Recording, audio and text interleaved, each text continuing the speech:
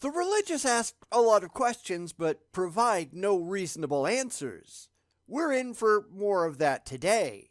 This is just sleight of hand for dumb people who are already looking to be impressed and they don't have high standards, do they? That sounds just like religion, doesn't it? Probably because it is.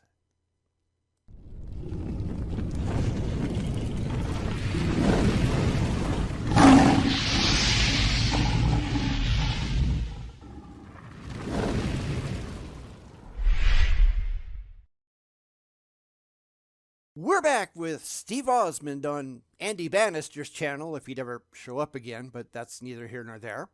And he's not impressing me so far. Granted, that's not much of a surprise, because these people are blissfully clueless. They just really want to believe.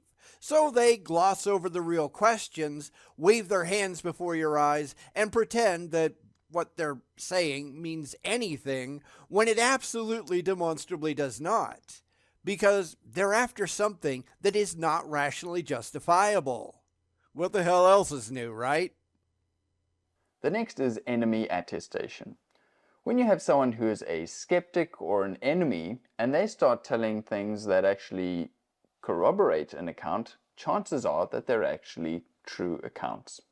Nope, that doesn't work either. Because there really aren't any enemy accounts that you can point to with any confidence. You can show that there are people who are repeating stories told to them by people on your side. You can point to demonstrable forgeries done by people on your side. You can't really find a single demonstrable eyewitness account from anybody on any side. And that's the problem. He's just assuming that it's true because he really wants it to be, and that's the problem with the religious most of the time. This isn't based on scholarship, it's based on wishful thinking. You'd have to find an enemy that can verifiably make these corroborating accounts, and I'm sorry, but they simply don't exist. Well, what do we have in this regard? We have Paul. But you don't know who Paul was. That's the problem that I keep pointing out, and others just can't understand the objection. We have no records of Paul or Saul prior to him becoming a Christian. In fact, we have no independent records of the person who wrote those stories at all. He appears out of nowhere, and we just have to trust what he writes about himself because there is no way to independently corroborate anything. For all we know, he could have just said that he was an enemy of Christianity because it makes for a compelling story. Steve is just going to assume things from a Christian perspective because he can't dare ask any of the really dangerous questions that really need to be asked. Let's watch and see. The Apostle Paul. Well, he wasn't always the Apostle Paul. Before that, he was Saul of Tarsus, and he was a persecutor of the early church. That's the story. Now prove it's true. Because we have no independent attestation for that whatsoever. We just have Paul claiming that's what happened, and what reason do we have to believe him? I don't know, you tell me. There's really no reason to take him at his word unless you have a vested emotional reason to believe what he says, and for the religious, that's always the case. They're never going to doubt these stories, but they are usually common literary devices. Enemies to friends has been a trope forever. Now prove that this guy, whoever he was, actually persecuted Christians. Go ahead. Where are the records that show that's what happened? Because they don't exist. Show us any independent corroboration for any part of this story. You can't even prove that this supposed roadside conversion ever happened because nobody else wrote it down. We have no reason to think that it's actually true. Or not true, if we're going to be honest. So you can't just use this as proof of your claims just because you really wish it was. Because it's not. His job was to go around and round up these Christians and put them in prison and even oversee their execution, which we have recorded for us in the New Testament. And nowhere else. You only have what the author of the Pauline epistle says is true. But that doesn't make it true. If I write a book that says that I'm a superhero, that doesn't mean that I'm a superhero. There needs to be independent corroboration for that. Now, in the case of Paul, I might not say, because it doesn't really matter what he used to do before his conversion, if there was a conversion, right up to the point that Steve is trying to use these unjustified and unsupported claims as proof for his other claims. Then I've got some serious questions, and Steve sadly has no answers. That's kind of a problem. Paul was on his way to Damascus, and suddenly, as he records it himself, he encountered the risen Jesus Christ. So he says, now prove that it actually happened at all. This is why we have to ask these questions, because the religious, they have no answers, do they? Anyone can write anything they want, and nobody has to be honest. So how do you prove that this ever actually happened at all? With other outside sources, and in this case, you just don't have any. Not that they care or anything, because this comes down to faith and fee-fees, but people like Steve and Andy, they don't care about any of that. This is all part of the con to convince people for emotional reasons to join their cult. So that took me to Social Blade to see just how this channel has been doing, and yeah, it's not well at all. It has effectively not gained a single subscriber in the past year. Their view count is essentially static, with a massive dip in November 2023, and I've got no idea what that was about, but they're not growing at all. Even going back to this video, it had less than 500 views in the past 9 months, at least as I'm writing this, which means that less than 10% of its subscribers bothered. And in fact, it's probably, like with most other religious videos, not even the subscribers that are watching. It's people like me who are doing it for a laugh.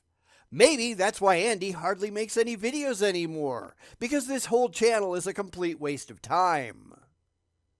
And radically, suddenly, his life goes from being Saul, the persecutor of the church, to being Paul, one of the leaders of the new church, and someone who wrote actually most of the New Testament that we have. That is not remotely true. I mean, that's the story that he tells us, which still doesn't make it true, but the actual Paul, or someone who is writing as Paul, because we really don't know, he only wrote 7 out of the 13 books attributed to him. That means he wrote 7 out of the 27 books in the New Testament, and that's not remotely a majority. Sorry, Steve, you're just wrong. Not like we are at all surprised, or that I suspect he cares. Another instance of this is James, the brother of Jesus. Many people don't know that Jesus actually had some half-brothers, and he did. James was one of them. In Jesus' life and ministry before his death and resurrection, James was a complete skeptic. He didn't believe any of this. He thought Jesus was nuts, out of his mind. He even tried to get him to go to Jerusalem to be captured and potentially even killed. We have, again, that recorded in the Bible for us. And my book says a thing is still not impressive. External to the Bible, you really don't have a lot. There are a couple of mentions in Josephus. Papias mentioned James, the bishop and apostle, but we all know that Papias was not well regarded among the early church fathers. Eusebius referred to him as kind of an idiot that shouldn't be listened to. There are a few others, but they were all way too late to have been eyewitnesses to a real James, and this can all just be chalked up to church tradition, which is useless. Then, of course, there's the Epistle of James, which was traditionally attributed to James, starting about 253 CE, although most modern scholars, they disagree with that authorship. Now, that's not to say that there wasn't a James or a Jesus or whatever, but we don't have any real information on them, and we can't separate the mythology that has sprung up around them from any potential real facts. And that's what we really need to be able to do. In fact, there are early writings claimed to be associated with James that just got the details wrong. The second apocalypse of James claimed his father was named Theudas, not Joseph. So you need to take all of this with a giant grain of salt.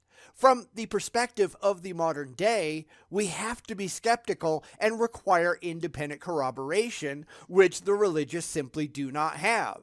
And that's their problem, not ours.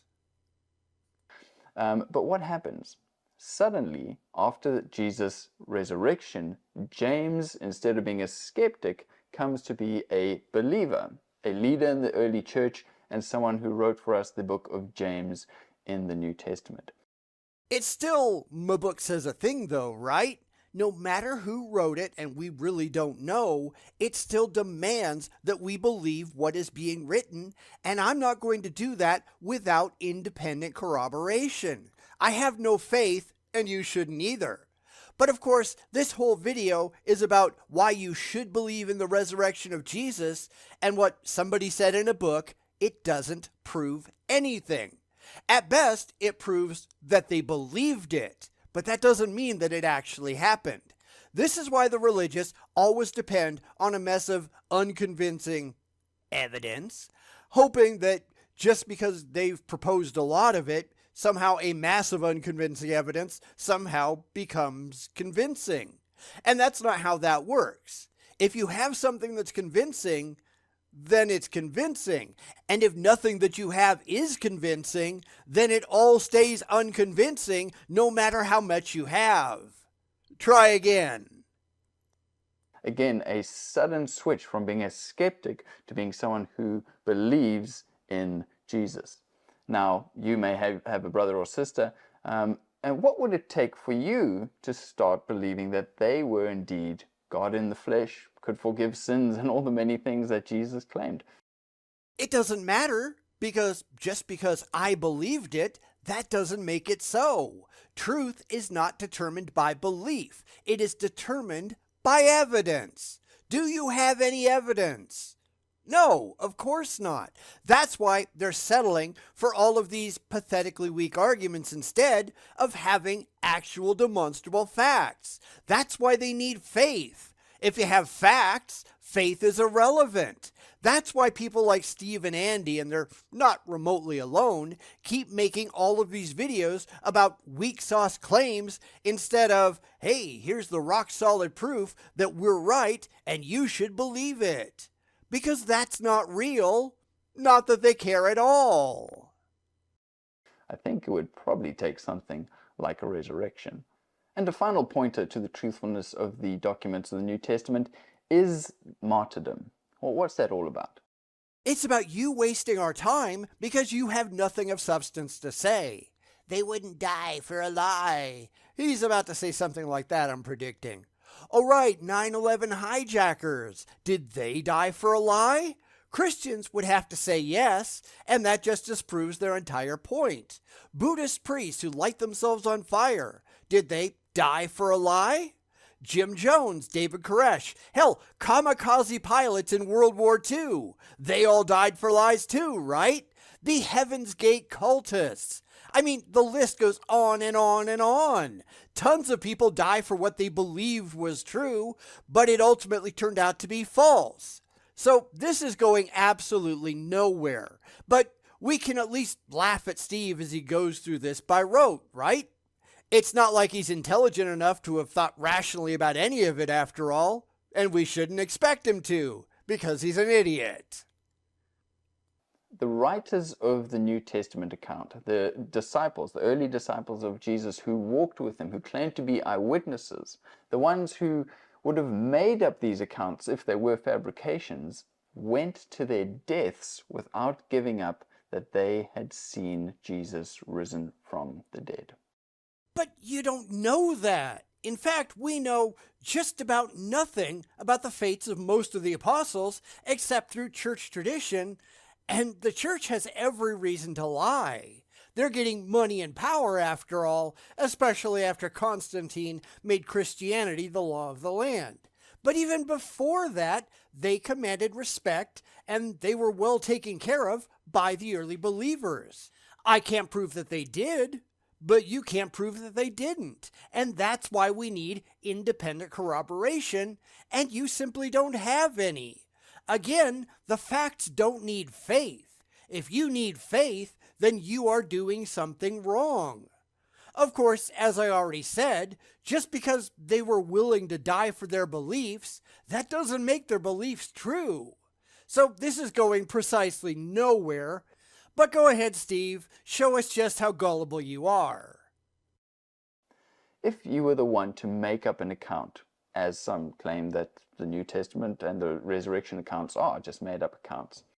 I don't know anyone who says that. Because you have to remember the actual situation, something that Steve will never do, but the authors of the Gospels were not eyewitnesses to anything. The evidence simply doesn't support that at all. They were people at the tail end of a decades-long game of telephone, and they likely believed what they were writing about because those were the stories that they'd heard. But that doesn't make any of it true. So they were telling the stories that they believed were true, which doesn't actually make them true. And they might have caught some shit for doing so. If any of the martyrdom stories happened at all, because as I said, we don't have any evidence for most of it, then that doesn't mean that what they died for was actually true. Sean McDowell wrote his PhD dissertation on this, and he admits that we have no evidence for most of it. Only 4, he says, are even remotely supported. Peter, James, son of Zebedee, Thomas, and Andrew. We have no independent evidence for any of it, but these are more likely than not, at least according to Sean. We can look at Peter. At best, we can say that it's possible, maybe even probable, that Peter died because he was a Christian. Probably in Rome, but we don't know for sure. We know nothing else about the circumstances of his death. We know very little about the circumstances of his life. We can't say to any degree of certainty why he was killed. That's just all contained in church tradition, and as I said, they've got a good reason to lie. The best we can say is maybe, and that's all we can say for any of them. This is just not blowing smoke up my skirt. Sorry. Do better. You would be in the best position when faced with crucifixion or stoning or being fed to the lions. You would be in the best position to step back and say, okay, we're sorry. We made it all up. We were trying to start something new for whatever reason. We made it up, but it's not true. And you have no idea if that happened. You certainly can't prove it. This is just more emotionally comforting claims offered with no evidence involved. For all you know, every single one of them recanted, and they were just killed anyhow. Or not, we don't really know. They may not have been given an opportunity to recant. Maybe they were just killed because they were pissing off the locals. Everything that Steve is saying is just stories and traditions with nothing available to back it up. Because he doesn't care if any of it's true. It just sounds good to him, and that's not good enough. So he's still getting nowhere, and even if he could prove that every single apostle died for their beliefs, that still doesn't prove that their beliefs were true. As I said before, this is just a complete waste of time, but hey, I've got nothing better to do at the moment, so let's continue. But that's not what we see. We see James, we see Paul, we see Peter, all going to their death, amongst many others, because they would not give up that they themselves believed they had seen Jesus resurrected from the dead.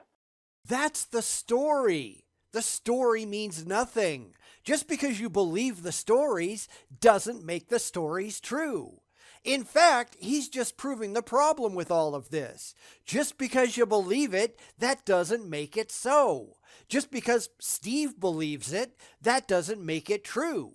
Just because Christians have been telling themselves these stories for 2,000 years, that doesn't mean it actually happened that way. That's why we need independent corroboration, because some guy said a thing doesn't mean anything. Just because that thing got repeated over and over and over again over the years, that doesn't make the original story true. If we're not concerned with the actual truth, then we're all just wasting our time. If you don't have a way to get to actual truth, then the only coherent answer is, we don't know. Because we don't know. That's not conducive to people sitting in pews handing their money over, though, so that's not what they want to do. And that's why Steve just doesn't care.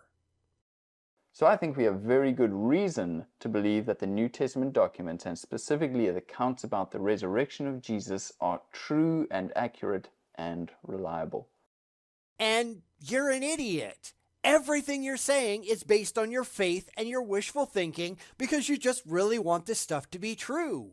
But that doesn't make it true. It's so painfully easy to poke massive holes in this faith-based nonsense because it's really not remotely impressive. It's strapping the goalpost to your back and running downfield, clutching your Bible because you really want to believe. And yes, that is as stupid as it sounds. The religious won't agree because they're not after the truth. They're after comfort and nothing more. Because these people are children.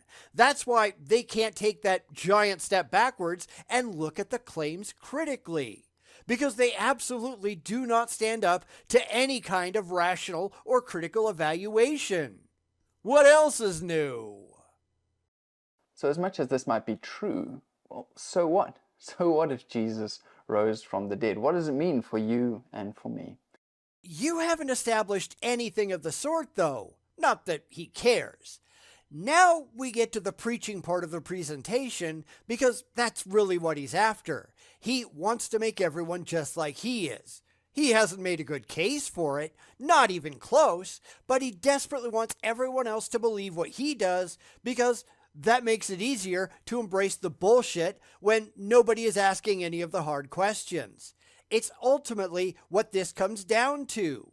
So I guess we should listen to his spiel and laugh at his stupidity because he's earned nothing else.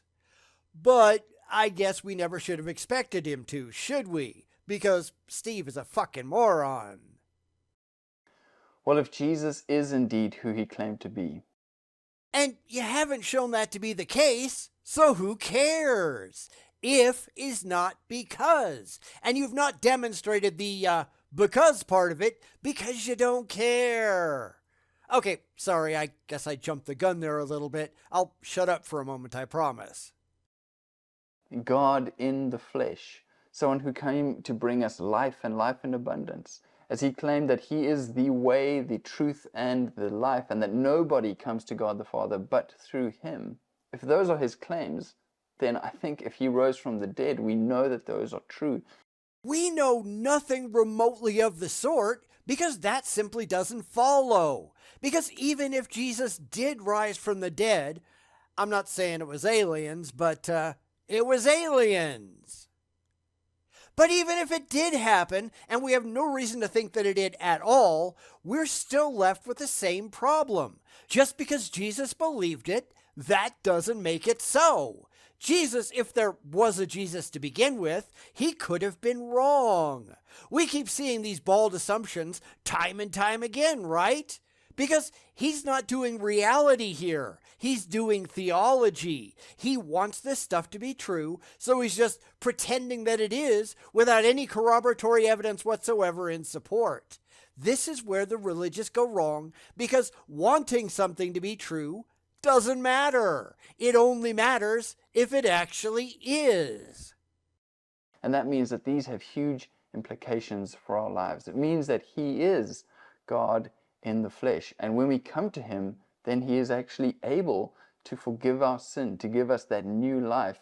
And we can trust him when he says that one day he is coming back to make all things new, to wipe away every tear, and to bring God's right and just judgment, to put things right. And there he goes with the goalpost strapped to his back, right? Because none of this is justifiable. If is still not because, and it never will be. I just need to make it sound reasonable for this one part of my empty beliefs to be true. Therefore, everything I believe is.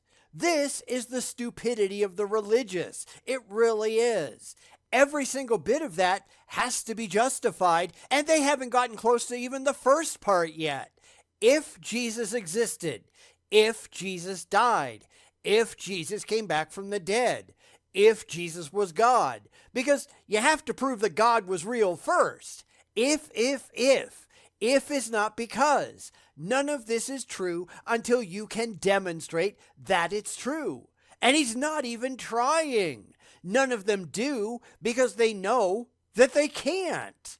This is the problem. This is why they need faith, because their rational faculties have failed them.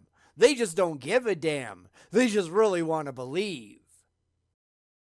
So I believe that Jesus is who he claimed to be. I believe that he rose from the dead. And I encourage you, pick up a Bible, read these accounts for yourselves, and decide, did Jesus really rise from the dead? Been there, done that, determined that you have no evidence for any of it. This is really just a desperation move on their part. They want this stuff to be true. That doesn't mean anything. They just want it. They're willing to overlook all of the evidential requirements to get to the truth because they're not really concerned if it's true or not at all. It just makes them feel good, and that is positively stupid. The only way to prove that Jesus rose from the dead is to have direct, demonstrable evidence that he did. What people say, that's not going to do it. What it says in a book, that's not going to do it either. I understand their frustration because proving such a thing would be incredibly difficult, and they really want to believe it, but hey, that's their problem right there. They want to believe something for which they have no evidence. Therefore, they shouldn't believe it. Their childish fifis in faith don't remotely enter in to a realistic evaluation of the world. Yet they're not after that, are they? Because they don't care. Seriously, are you surprised by Steve Osmond at all? Let me know down in the comments, because I know I'm not. And I was never impressed by Andy Bannister either.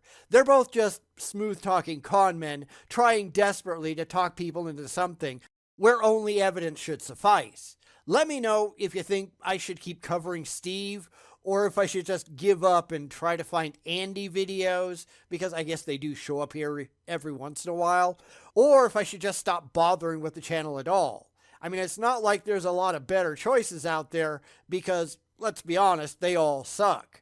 Because they're all doing the same thing, right? When do we get to the theists that have any brains? Oh right, those don't exist. Let me know what you think, and I'll catch you all next time. Take care.